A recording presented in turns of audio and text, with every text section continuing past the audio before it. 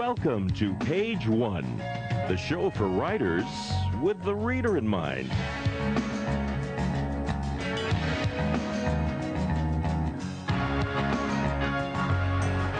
Here's your host, Zita Christian.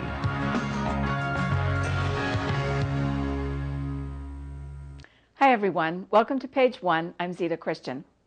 I'm so fortunate tonight because the guest for the show is a very good friend.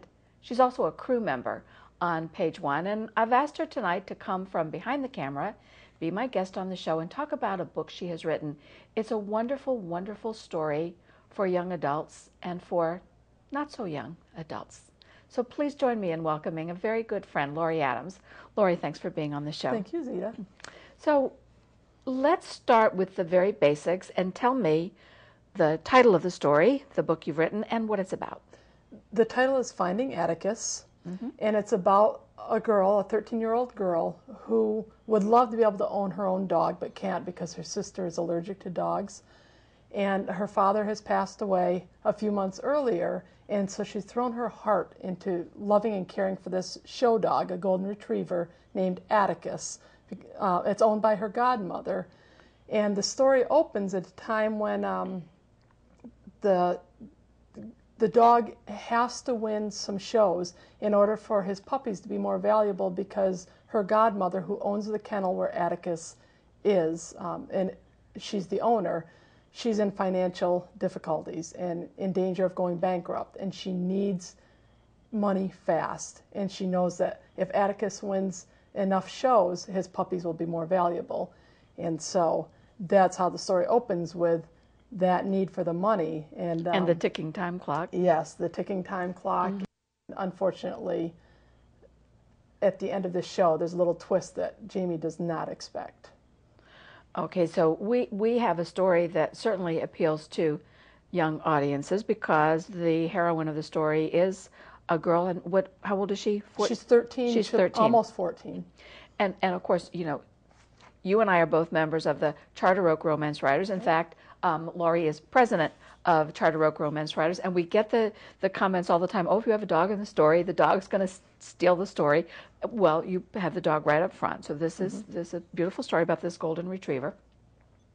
Do you have a dog? I do have a dog. I actually had a golden retriever when we were married. I brought it from New York with me, a puppy, and she died in 1998, and my husband said, oh, I can't go through this again. We can't have another dog. Yeah, and I am a dog person, very much so. And 2 years later, I convinced him that love the wife, love the dog. So we got Shelby, and she's a mixed breed. Her mother was found along the side of the road in North Carolina. The couple picked her up, brought her back to Connecticut, and the day after they returned to Connecticut, the mother had puppies, and Shelby is one of them. Oh my! So you have a southern puppy? Yeah, she has quite the accent. I love it. That's so cute.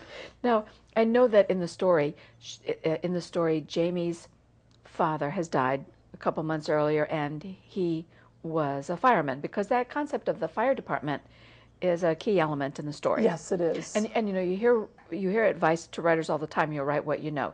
So how is it that you know about the fire department?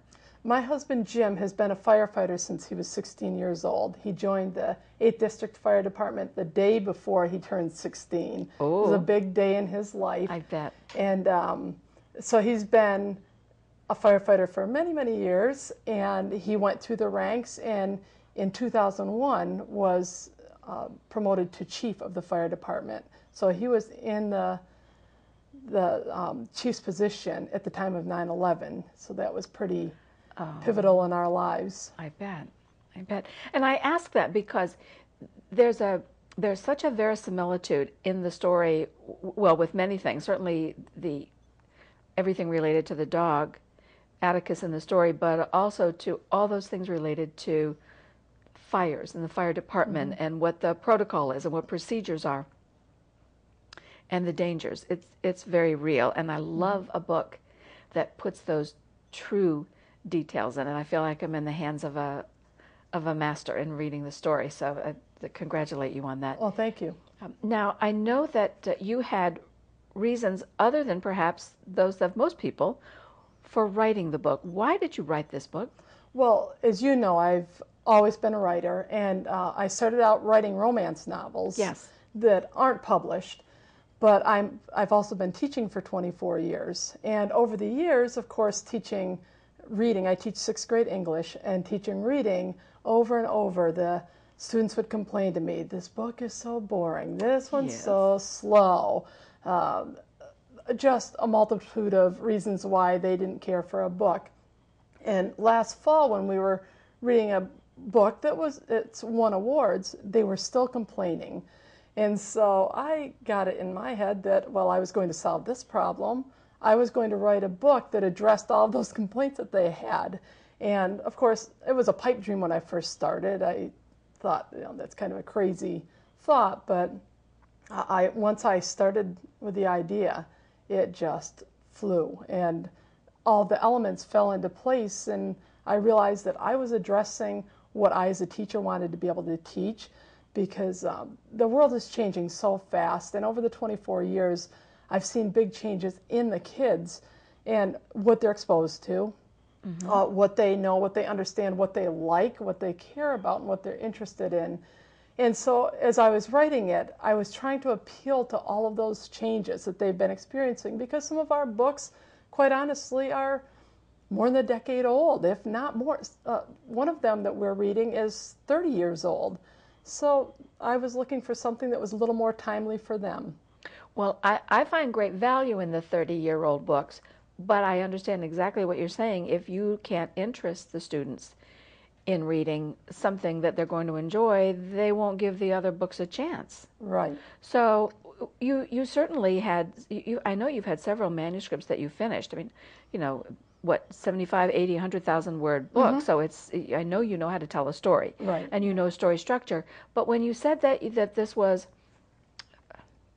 a bigger idea or something that was daunting to you, is that because it was for a young audience? Yes, because I love words, and I'll use the big words whenever I can, just because I love words and I love learning about new words.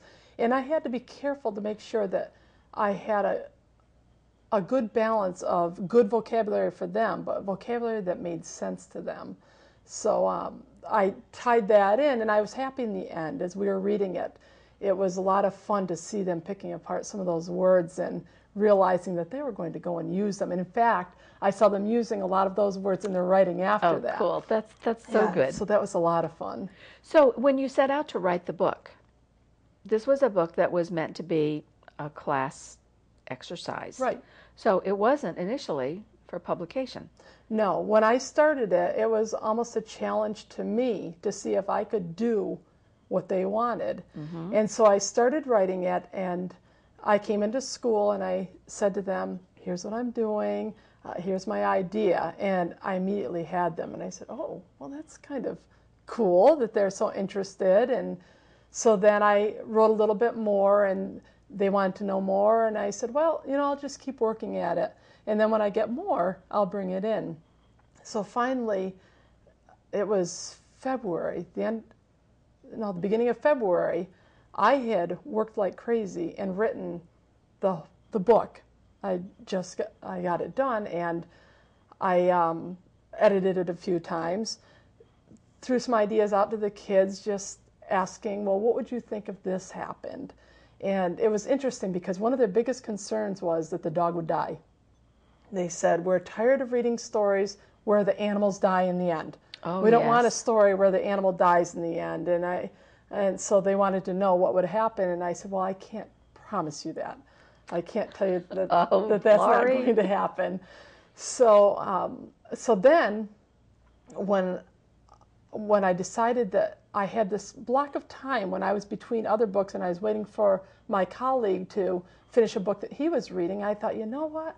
Here's a perfect time to just bring this manuscript in and play with it with the kids.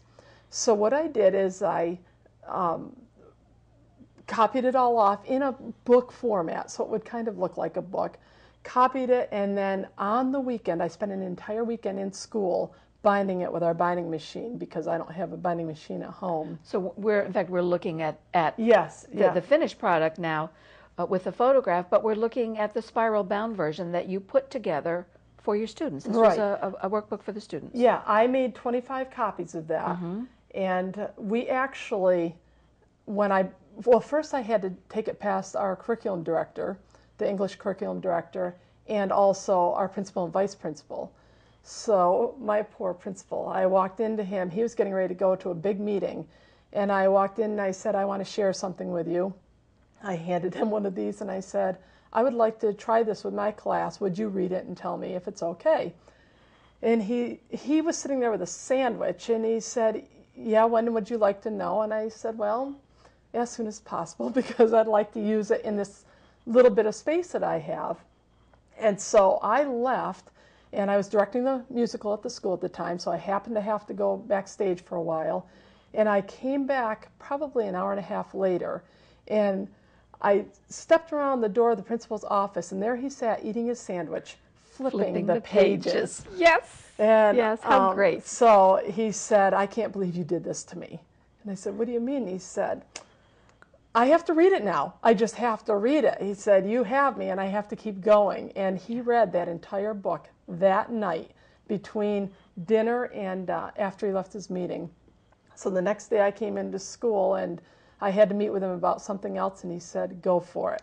He said, you've really nailed this. So Good. Yeah, and our vice principal read it as well, and she was on board, and the curriculum director said, yep, give it a shot. Well, I know from other conversations we've had that when you took this form of the book and the students were reading it, you had some, or at least a couple students in your class, I think might be, we might refer to them as reluctant readers.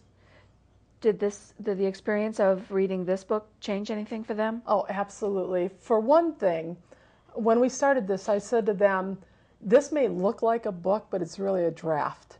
And so as we're reading, we're going to make changes. And I want you to feel free to tell me if something doesn't work, if you don't like a word, if something doesn't make sense, you need to tell me. Well, that's all you have to say to a sixth grader is give them that little bit of permission and they're ready to go. So they always sat there with their pens and pencils ready when we were reading. And I had one student, we got into changing words, and I'd talk about not liking a word choice. And this one particular day, there was a word I stopped in class as we were reading, and I said, you know, I don't like that word there. It doesn't work for me. I'm going to circle it. And I see all the pencils circling it in the book. And I said, I don't know what word I want there, but I'm going to check that out later, and I'm going to come up with something. So we continued reading, continued with discussion, and about 10 minutes later, one of my boys on the side of the room raised his hand and he said, I've got it. I said, you've got what? We're in the middle of reading. He said, I have the word for page 56 or whatever it was. And I looked at him and I said, that was 10 minutes ago. He said, I know, but I have the word. Can we go try it?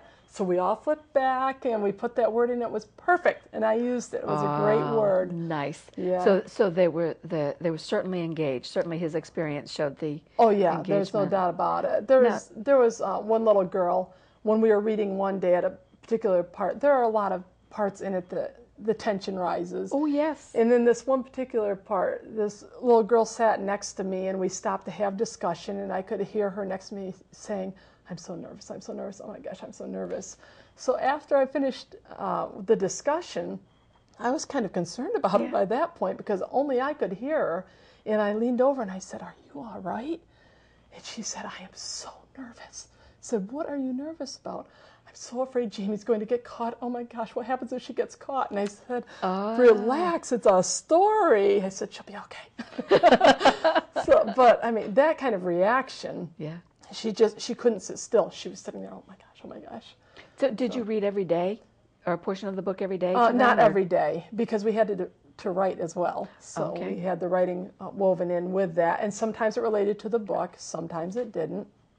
But they liked it to relate to the book. We wrote Dear Abby letters from a character to Dear Abby, and they could discuss a problem that they had and ask for advice. And then they'd switch the letters and someone else would give them the advice back. So yeah, that was fun. Well, you know, I want to take a minute here and have you read a little from the book. I know your page 1 starts halfway down, so maybe read a little bit on to the next page. And for those of you who are just joining us, this is page 1. I'm Zita Christian, and my guest is Laurie Adams, a crew member on the show and a longtime friend. And her book, Finding Atticus, was written for 6th grade students at Gideon Wells in Glastonbury, where Laurie teaches. So give us a little of Finding Atticus. Okay. Chapter 1, Sunday. Good news, bad news. Jamie Reston perched on the 5th row of the metal bleachers, her fingers, arms, and legs crossed like a human pretzel. She would have crossed her eyes, too, just for the extra ounce of good luck, but then she wouldn't have been able to watch Atticus trot around the show ring. The golden retriever stood as still as a statue in the confirmation ring, his ears alert to his owner and handler, Charlotte Taylor, at his side. The female judge and a steward huddled at the side of the oval ring. Their matching brown jackets blended to make them look like one large person with 2 heads. Around the exterior of the ring, spectators murmured as they waited for the results of the judging for the final class. Some were dog owners, others handlers, but the majority were just dog lovers.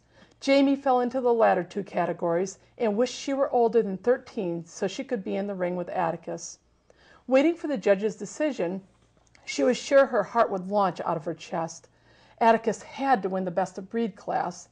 That way he'd earn the points for this show and then be a contender for the best of breed class in the regional specialty show in Norristown in July.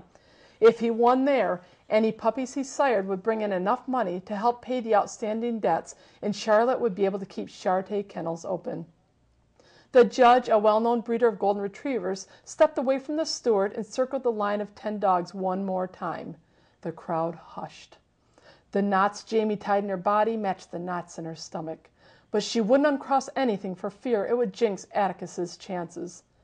The woman watched the dogs gait around the ring one more time, then her finger bobbed toward the finalists as they went around, passing over those who were out of the competition. When a dog was eliminated, the owner gave its leash a light tug and led it out of the ring. Some handlers were clearly disappointed, but others revealed no emotion. Jamie held her breath as the judge neared Atticus and Charlotte. Goosebumps erupted on her warm skin. How could Charlotte look so calm, as if it didn't matter if Atticus won or lost? Jamie was sure if she weren't sitting that her own knees would have buckled by now.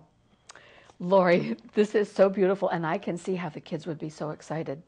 I mean, you have all the tension in there. We know exactly what's happening. You jump right into the middle of the story. There's a lot at stake, the ticking time clock, and the protagonist that the kids would relate to. Mm-hmm.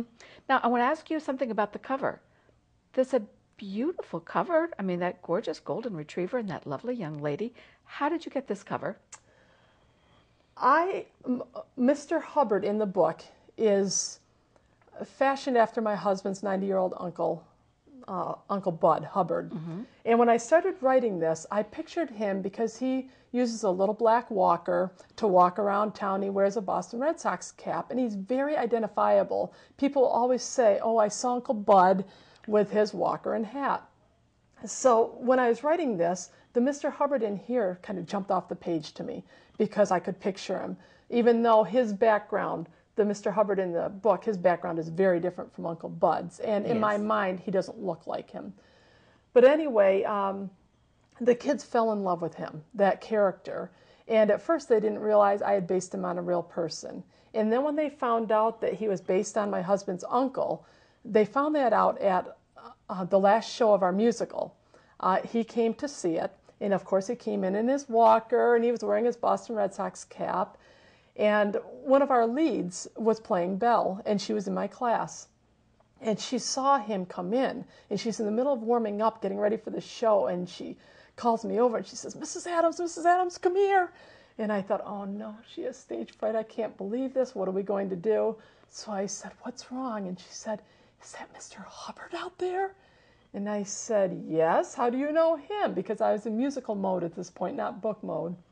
And she said, your book? And I said, oh, yeah, that's Mr. Hubbard. Well, then after the show, the kids were supposed to have a cast party. Mm-hmm. And off they went to the cafeteria. Uncle Bud waited for me and we went out in the hall. Well, word got out in the cafeteria among my students that Mr. Hubbard was out in the hall. Oh, yes. Instant celebrity status. They came running out, wanted his autograph, wanted to meet him, shake his hand. Here he is walking down the hall on his walker, and they're chasing him out to the car like they're paparazzi. It was pretty funny. And so then the next day, my other students heard that he was there, and they all wanted to meet him. So I convinced Jim to bring him into school one day at lunchtime, and we brought him in, and the kids just surrounded him. They just wanted to be near him. And I was watching it thinking, wow, if you ever want to know if your character resonates with readers, bring them into a school if it's a kid's book, because they had to hug him. They just wanted to hug him. And well, give us a line about the type of character Mr. Hubbard is in the story. Mr. Hubbard lives in an assisted living center. And he used to have a dog named Roxy, who was also a golden retriever. And after he fell and broke his leg, he couldn't live at home anymore, and Roxy died. And so he missed Roxy. And so then Atticus comes along, and Atticus is also a therapy dog. Oh, and they take Atticus to the assisted living center, and Mr. Hubbard has fallen in love with Atticus and sees him as his little replacement for Roxy. Okay. No wonder the kids fell in love with right. Mr. Hubbard. Yes, yeah. And he's pretty colorful. He tells stories that keep getting bigger and bigger. Mm-hmm. And he's just a kind, sweet person. And the kids just loved him. So then we brought him in, and I took a whole bunch of pictures. And one of the girls, Haley, I think it's safe to say her name, Haley kind of stood off, and I said, well, Haley, come on over and I'll take your picture with Mr. Hubbard. And I did. And that night I went home and I printed off the pictures. And I started flipping through them, and I came to the picture of Haley with Uncle Bud, and I looked at it and I said, oh my gosh, that's Jamie. That's my Jamie right there. The heroine of the story. Yes, yes. So the next day I came into school and I showed Haley the picture, and I said, Haley, look at this. I'm thinking that you're my Jamie. And I think that I'd like to talk to your parents. Are you interested in maybe posing for the cover in some way? And she was.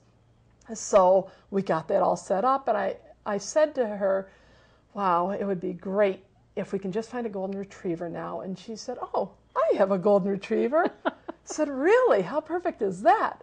So then I said, okay, well, then I'll scout around for a place where there are woods, because we need woods behind you. And she said, oh, I have woods behind my house. I said, okay, this was meant to be. Yes. So on that Sunday, it was beginning of April, end of March, I guess. Cold, cold day and windy. And because she had read the book, Haley knew how she had to dress. And so she's in shorts and this little shirt and sandals, and the wind is blowing and it's cold. And we're outside trying to get these pictures. And she was just a trooper. She did everything I asked, and I just kept snapping away and wasn't sure what I'd have when I got home. And I got home, put them up on the computer, and as soon as I saw this picture, I said, that's it. Yes. That's it right there. It's so perfect for the story. Yes, it is. The young girl and her dog. Yeah, and it looks like they have chemistry. That's what I like about it. Yeah, it does. So overall, I know your students must love the book, and I know they did. What about the school? I mean, you got the permission from the principal and the other teacher to use the book in class, but has it gone beyond class? Has Atticus gone out of Glastonbury? Yes, Atticus has gone all over the place. Another teacher in our school, another English teacher, approached me and asked if she could also use it. And I said, yes, you can use it, but I have to make some revisions before you do. So I made those revisions. And then, just before she started to read it with her students, I ended up with the printed copy, which I should probably tell you how that came about. Yes. I did print on demand with this, not what I had intended to do. But after we finished the story, the kids just loved it. I mean, we're at the end of the story. I had another reluctant reader who, one day when we were reading, I dismissed the rest of the class, and she sat there with the book, and I was talking to the assistant principal, and we realized she was still sitting there. So I said to her, are you okay? What's going on? And she looked up and she looked around and she said, where is everybody? And I said, well, I dismissed them. What were you doing? And she said, I was reading. How wonderful. It was an epiphany for her, and every book that we read after that, she finished ahead of the class every time. It had empowered her in some way that made her believe that she could read and she could read ahead. So it was great. So anyway, then the students wanted copies of the book, and I said to them, I'm planning on sending it to publishers. I really can't give you these copies. And they begged me. So I went home and talked to Jim probably for a week. I hashed it over, and I said to him, you know, I could go print on demand and get copies for the kids, and then they'd have their own copies, and I wouldn't feel like they were being shortchanged. But print on demand requires you make a financial investment. Yes, yeah. And I went the minimum investment because my intention was print it for the kids. That's it. I'm not going to do anything more with it, with that, and then I'm going to go on and send it to traditional publishers to see if I can get someone to pick it up.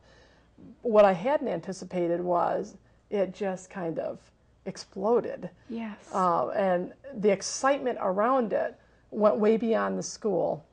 And right now it's in 24 or 25 states that I know of. Oh, Laurie. It's over in Sweden. Congratulations. Thank you. That's so cool. I did a book signing up in New York at the beginning of July, where the location for the book.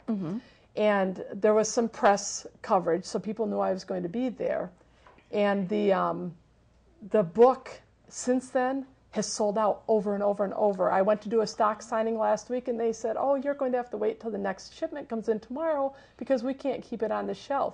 I said, wow, not what I expected when I started this venture. Wonderful. So wonderful. That is such good news. So we only have about a minute left, but I want to ask, because you are an English teacher, because you are encouraging your students to read and to write, and because you've written so much yourself, and you just like me, we have our collections of rejections. It's just part of the process. What advice do you have to writers in the audience who want to tell their story? Never, ever give up. And I've done a few author talks at schools, and I've been so pleased with letters that I've received back from the kids, and they've said, I learned from you that I should never give up. And I said, beautiful. That's exactly what I wanted. That's an important lesson for all of us, whether you're in the 6th grade or whether you're an adult. So, Laurie, thanks very much for being on the show and for sharing the story of Atticus and for bringing little Atticus along here with you tonight. And let me also say thank you to my Page One crew and to you in the viewing audience. Let me remind you of the words of Ursula Le Guin, who said, there have been civilizations that did not use the wheel, but there have been no civilizations that did not tell stories. Find your story and find a way to tell it. And do join us again next time. Thank you.